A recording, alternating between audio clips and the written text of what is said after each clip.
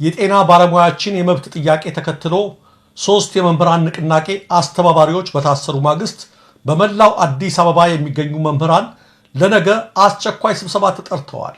ከስብሰባው መቅረትም ሆነ ማርፈድ ቅጣት እንደሚያስከትል ማስጠንቀቂያ ተሰጥቷቸዋል። የጤና ባለሙያዎች ጥያቄያቸውን ሲያቀርቡ በቆዩባቸው ቀናት ምንም አያመጡም በሚል አስተሳሰብ ምላሽ ሳይሰጥ የቆየው የብልጽግና መንግስት ካለፉት 4 ቀናት ወዲህ ነገሩ እየከፋና እየተባባሰ በመምጣቱ ከፍ ያለ ድንጋጤ ውስጥ መግባቱን መንግስታዊ ምንጮች ያመለክታሉ። በጠቅላይ ሚኒስትሩ የተጠሩ የካቢኔ አባላትና ወታደራዊ ባለስልጣናት ጭምር የተሳተፉባቸው ተደጋጋሚ ስብሰባዎች ላለፉት ቀናት እስከ ምሽት ድረስ በተከታታይ መደረጋቸውን የጠቀሱት ምንጮች ስብሰባዎችን ተከትሎ የጤና ሚኒስትሯ ዶክተር መቅደስ ዳባ ትናንት ምሽት በመንግስት መገናኛ ብዙሃን ከሚቀጥለው ዓመት ጀምሮ ጥያቄያችሁን ለመመለስ መንግስት ዝግጅት እየጨረሰ ነው የሚል መግለጫ እንዲሰጡ መደረጋቸውን ተናግረዋል። የሚኒስትሯ መግለጫ የዛሬ 6 ዓመት ጠቅላይ ሚኒስትሩ ከሰጡት ባዶ ተስፋ የተለየ አይደለም ያሉት የጤና ባለሙያዎች ዛሬ ከማለዳ አንስቶ ከጫፍ እስከ ጫፍ በመናበብ አድማቸውን ተግባራዊ ማድረግ ጀምረዋል። ይህን ተከትሎ አድማው በተለይ ወደ መምህራን ሊዛመትና ከዛም ወደ ህዝባዊ አመፅ ሊሸጋገር ይችላል የሚል ስጋት ያደረባቸው ጠቅላይ ሚኒስትሩ በአስቸኳይ ከመምህራን ጋር ስብሰባ እንዲደረግ መመሪያ ማስተላለፋቸውን የመረጃው ምንጮች ጠቅሰዋል። በመመሪያው መሰረትም በአዲስ አበባ ለሚገኙ የትምህርት ቤቶች መምህራን በሙሉ በነገው ዕለት አስቸኳይ የስብሰባ ጥሪ ተደርጓል። መምህራኑ ከስብሰባው መቅረትም ሆነ ማርፈድ ያስቀጣል የተባሉ ሲሆን ስልክና ማንኛውንም ኤሌክትሮኒክስ ይዘው መምጣት እንደማይችሉም ማስጠንቀቂያ ደርሷቸዋል። በየትምህርት ቤቱ የተለጠፈው የስብሰባ ማስታወቂያም የሚከተለው ነው። ማስታወቂያ ለትምህርት ቤቱ መምህራን በሙሉ ሮብ ግንቦት 6 ቀን 9ኛ ወር 2017 ዓ.ም በከተማ ደረጃ አጠቃላይ የመምህራን ስብሰባ ስላለ የትምህርት ቤቱ መምህራን በሙሉ ከጠዋቱ 2 ሰዓት ጀምሮ በትምህርት ቤቱ የምገባ አዳራሽ እንድትገኙ ትምህርት ቤቱ በአክብሮትም በጥብቅም ጥሪያችንን እናሳውቃለን። ማሳሰቢያ፣ በዕለቱ መቅረትም ሆነ ማርፈድ የማይቻል መሆኑን እያሳሰብን ለሚፈጠረው ችግር ትምህርት ቤቱ ኃላፊነቱን የማይወስድ መሆኑን በጥብቅ እናሳስባለን ትምህርት ቤቱ ይላል። የደረሳቸው ሁሉም የዚህ አይነት ደብዳቤ ነው። በየትምህርት ቤቱም የተለጠፈው የዚህ አይነት ማስታወቂያ ነው። ሰሞኑን የመምህራንን አስተባባሪዎች እንዳሰሩት ሁሉ የነገውም ስብሰባ የተጠራው ለማባበል ወይም ለማስፈራራት እንደሆነ ከማስታወቂያው ተረድተናል ያሉ መምህራን የመብት ጥያቄያችን ምላሽ የሚያገኘው ከጤና ባለሙያዎች ጋር አንድ ላይ ስንቆም ስለሆነ በማስፈራሪያም ሆነ በማባበል የምንለውጠው አቋም የለም ሲሉ ተናግረዋል። ያልታሰሩት ቀሪ የመምህራን መብት አስተባባሪዎች በማህበራዊ ትስስር ገጻቸው ባስተላለፉት መልእክት በየትኛውም ሴክተር የሚገኝ የመንግስት ሰራተኛ ተምሮ እንዳልተማረ በመሃይም ካድሬዎችና የቢሮ ኃላፊዎች መብቱ እየተረገጠ በኑሮም እንዳይረጋጋ በመንግስት የታቀደ ኢኮኖሚያዊ ጫና እየደረሰበት ይገኛል። የሰሞኑ የጤና ባለሙያዎችም ጥያቄ የሁሉም የመንግስት ሰራተኛ ጥያቄ ነው። ከእንግዲህ መሃይም ሹመኞች እራት እንዲበሉ ሻማ ይዘን የምንቆምበት ወቅት አልፏል ብለዋል። አንዳንድ ሐኪሞች ደግሞ ጥያቄያችንን የፈለገ መልክ ልታስይዙት ወደ ፖለቲካም ልትጠመዝዙት ብትሞክሩም የኛ ጥያቄ ከዚህ የዘለለ አይደለም ሲሉ ምስላቸውን በዚህ መልክ በማህበራዊ ሚዲያው ላይ እያጋሩ ይገኛሉ።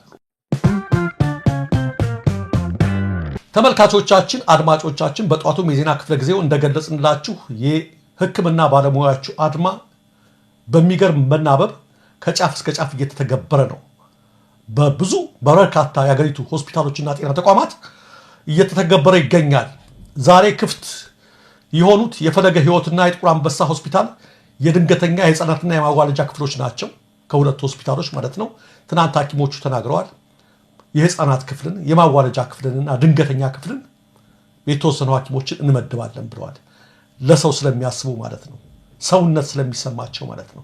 ሆኖም እስኪ የፈለገ ሕይወት ሆስፒታልን ውስጣዊ ክፍል ስታዩት ምን ተሰማችሁ? ተመልከቱት። እንግዲህ ፈለገ ሕይወት ሆስፒታል ማለት እጅግ በጣም ሪፈራል ሆስፒታል ነው። ትልቅ ሆስፒታል ነው። የባህር ዳር ስሙ ሁሉ ሲጠራ በተደጋጋሚ የሚውል ሆስፒታል ነው። ላዩን ቀለም ቀብተውታል። ውስጡን ተመልከቱት ምን እንደሚመስል ማለት ነው። እንደው የስራ ሁኔታው ራሱ ይመቻል በዚህ ውስጥ መስራት? እውነት እዚህ ውስጥ የገባ ህመምተኛ ተሽሎት ይወጣል? ራሱ አያስጨንቅም? ክፍል ውስጡ ከላይ ቀለም ተቀብቶ ውስጡ ይሄ ነው የሚመስለው። ብልጽግና ማለት ይሄ ነው የምንለው ለዚህ ነው። ብልጽግና ላዩን ብቻ ማብለጭለጭ ነው። ከመሰረታዊ ከውስጡ ያለ ነገር የለም።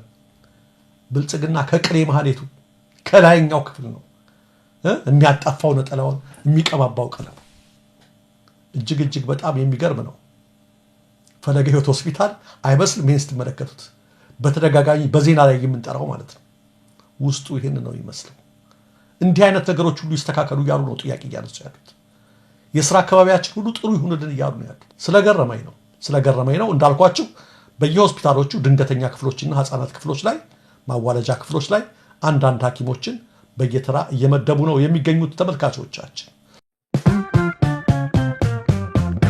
ከዚሁ ጋር ተያይዞ ሰሞኑን መብታቸውን በሰልፍ ከጠየቁና በዛሬ ዕለት የሥራ ማቆም አድማ ካደረጉ የብቸና ከተማ የመጀመሪያ ደረጃ ሆስፒታል የጤና ባለሙያዎች መካከል በርካቶች በጸጥታ ኃይሎች መታሰራቸው ተሰምተዋል።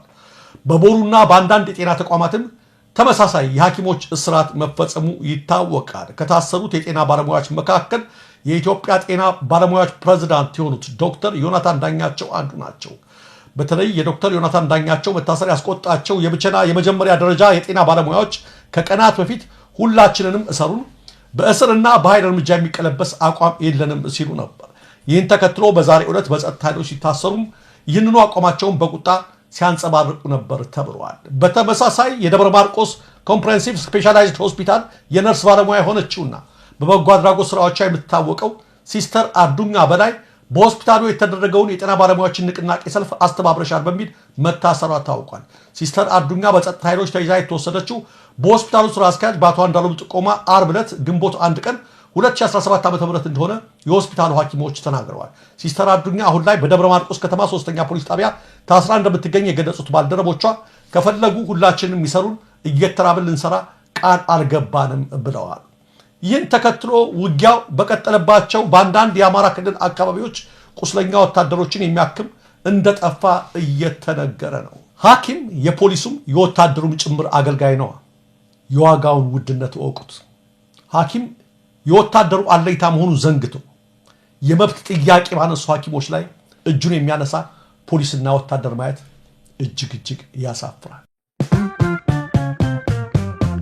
ሌላው ተመልካቾቻችን፣ አድማጮቻችን ከህዝብ አስተያየት አንዲት ላሰማችሁ። የሐኪሞች አድማ በተጀመረበት በዛሬው ዕለት የሕክምና ቀጠሮ የነበረው የማህበራዊ ሚዲያ አንቂው አቶ አባተ አባስበር የሚከተለውን ብለዋል። ትናንት በተመላላሽ ሕክምና ለመታከም ሂጄ ሕክምናዬ ለዛሬ አድሮ ነበር። ዛሬ ኤክስሬይ ውጤት ይዤ ሲሄድ ሐኪሙ ስላልገባ ነገ ተመልሰና ብለው ተመለስኩ። ነገ ግን ይገባል እርግጠኛ ናችሁ ልምጣ ስላቸው እርሱንማ እንዴት እናውቃለን አሉኝ።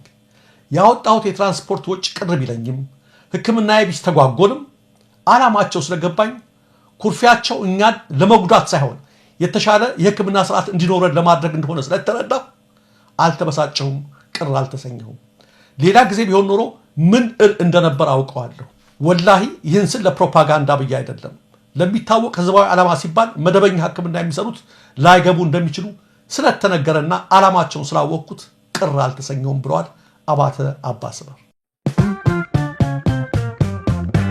ተመልካቾቻችን፣ አድማጮቻችን በመግቢያ ላይ እንደገለጽኩላችሁ የሐኪሞቹ አድማ ወደ ሌሎች የመንግስት ሰራተኞች ይዛመታል በሚል ጠቅላይ ሚኒስትሩ ጨምሮ ከፍተኛ ባለስልጣናት ከፍ ያለ ስጋት ላይ መሆናቸውን መንግስታዊ ምንጮች የሚያደርሱን መረጃ ያመለክታል። አንዳንዴ የምትቀልድበት ነገር ዋጋ ያስከፍልሃል። ምንም አያመጣም ብለህ የናቀው ነገር ያንቀጠቅጠሃል። የዛሬ 6 ዓመት ከጠቅላይ ሚኒስትሩ ጋር ተገናኝተው ሐኪሞች ደሞዝ ይጨመርልን ብለው ሲጠይቁ ጠቅላይ ሚኒስትሩ የሰጡት ምላሽ አንረሳው። እኔም የተሻለ ደሞዝ ባገኝ ስራ ቀይር ነበር በማለት ነበር የፌዝ ምላሽ የሰጡት። በወቅቱ በዚህ ምላሽ ቅር የተሰኙት የብልጽግና አባልና የአዲስ አበባ ምክር ቤት ተመራጭ ዶክተር ሲሳይ መንግስቴ የሚከተለውን ነበር ያሉት። ህፃናትን በአግባቡ እንርዳ፣ መሳሪያዎችም ይግቡልን፣ ለእኛም የተሻለ ክፍያ ይሰጠን ሲል እኔም እኮ ደሞዝ ሊጨመርልኝ እፈልጋለሁ፣ ጥያቄ ያለኝ እንደምታውቁት አይነት ብሎ የማይነጻጸር ነገር ማነጻጸር በጣም አስቸጋሪ ነው። ምልህ ባለስልጣናት የነሲዩዛም የመንግስት በጀት የመንግስት ቤት ነው የሚኖሩት፣ በመንግስት መኪና ነው የሚንቀሳቀሱት። ቤተ መንግስት ደግሞ በመንግስት ወጪ ነው የቤት ውስጥ አቅርቦት ሁሉ የሚሟላው እና አሁን ለጠቅላይ ሚኒስትሩ ደሞዝ ኖረ አልኖረ፣ ለፕሬዚዳንቱ ደሞዝ ኖረ አልኖረ ምንድን ነው ትርጉሙ? ምክንያቱም በመንግስት በጀት ነው የሚሸፈነው ልብሳቸው ሳይቀር ሁሉም አይነት ወጫቸው። ሰው ለመቆጠብ ካልሆነ በስተቀር ሌላ ትርጉም የለው ነገር የለም። ሐኪም ግን ወይም ሌላው መንግስት ሰራተኛ እያንዳንዷን የሚያገኛት ወርሃዊ ደሞዝ ለቤት ክራይ፣ ለምግብና ለአልባሳት እንኳ በትኖ አትበቃው። ዶክተር ሲሳይ ትክክል ናቸው። አንዳንድ ጊዜ እንደ ኢትዮጵያ ያሉ ሀገራትን የሚመሩ የድሃ ህዝብ መሪዎች ህዝብ የሚያነሳቸውን የብሶት ጥያቄዎች፣ ሰራተኞች የሚያነሷቸውን ጥያቄዎች ላይ ሲያላግጡ በጣም ነው የሚያመው። በህዝብና በአገር ላይ የፈጸሙት ጥፋት ሳያንስ በዛ ላይ የመብት ጥያቄዎች ሲነሱ ለመቀደድ ይሞክራሉ። በአንድ ወቅት መለስ ዜናዊም እንደዚሁ የደሞዝ ጥያቄ ሲነሳባቸው ፓርላማ ላይ ደሞዝ የኔም 6000 ነው ተቆራርጦ 4000 ይደርሰኛል የሚል ቀልድ ነገር ተናግረው ነበር። አብይም ተመሳሳይ ነገር ነው የዛሬ 6 ዓመት የተናገሩት። የተሻለ ስራ ባገኝ ደሞዝ ባገኝ ይቀይር ነበር። ዲሞክራት ለመምሰል ነው። ስልጣን ምናቸውም አይደል እንዳንሎት እናውቃለን። በስልጣን ሲመጣቦት እንዴት እንደሚያደርጉት እንኳን ሊለቁት ለደሞዝ ብለው ማለት በእነ ክርስቲያን ታደለ ላይ በእነ ደሳሌ ላይ የሆነውን አይተናል። እንዴት እንዳንቀጠቀጠው ስልጣኑን ይልቀቁ ሲባል ምን ለማለት እንዲህ አይነት መልስ እንደሚመልሱም አይገባኝ። የውስጥ ሱሪያቸው ግልገል ሱሪያቸው ሳይቀር በመንግስት በጀት የሚገዛላቸው እያንዳንዱ ወጫቸው የቤት ወጫቸው ምናቸው ሁሉ ትኬታቸው፣ ትራንስፖርታቸው የፈለጉትን ነገር እያደረጉ ባንኩንም ታንኩንም በእጃቸው ይዘው እንደፈለጉ እያደረጉ ያሉ ቤተ መንግስት እያነጹ ያሉ በቢሊዮን ዶላር የዚህ አይነት ምላሽ ሲሰጡ ያማል። ከፈጸሙት ጉዳት እነሱን ከማስራባቸው በላይ ሀገሪቱን ለችግር ከማዳረጋቸው በላይ የዚህ አይነት ምላሽ ደግሞ የፌዝ ምላሽ ሲሰጡ የበለጠ ያማልና እንደዛ ያፌዙበት የመብት ጥያቄ ነው። ዛሬ እስከ ሌሊቱ 6 ሰዓት ላይ ነው ስብሰባው፣ እየሰማን ነው። የጭንቅ ስብሰባ፣ አንዴ ደህንነት በማሰማራት አንዴ ይሄን እናድርግ፣ አንዴ ቀንደኞቹን እንያዝ፣ አንዴ በማባበል እንዲናድርግ የተባለ ስብሰባውን እየሰማን ነው። በፍጹም አይናቅም። ሐኪም ደግሞ የሁሉም አለይታ ነው። ከፈጣሪ በታች እጃቸው ፈዋሽ ነው። የሐኪሞች እጅ ከመርፌ ከመድኃኒት ውጭ ሌላ ምንም ነገር አይዝም። ማክበር ያስፈልጋል። የናቃችሁት ነው እያስጨነቃችሁ ያለው ለማለት ነው ተመልካቾቻችን።